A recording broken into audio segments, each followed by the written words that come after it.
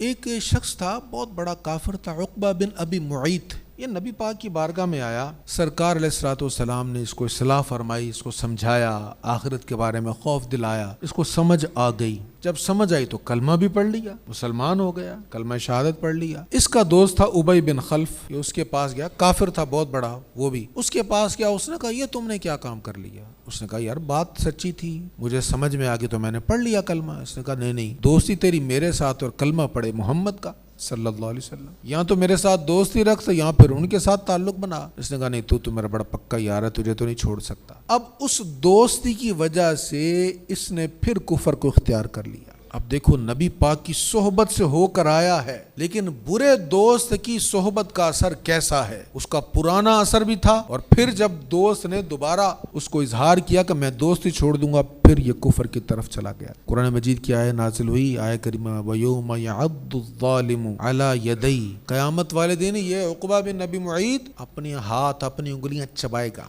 دانتوں تلے۔ یہ کب ہوتا ہے؟ جب کوئی ایسا کام ہو جو اب ریپیٹ ہو نہیں سکتا، بندہ کوئی ایسا غلط کام کر بیٹھے جو اس سے اب دوبارہ ٹھیک نہیں ہو پائے گا۔ فرمایا قیامت کے دن اپنے ہاتھ کو چبائے گا اور کیا کہے گا؟ وہ کہے گا یا لیتنی اتخذت مع الرسول سبیلا، کاش میں نے اسے دوست نہ بنایا ہوتا اور میں رسول اللہ کا راستہ اختیار کر لیتا۔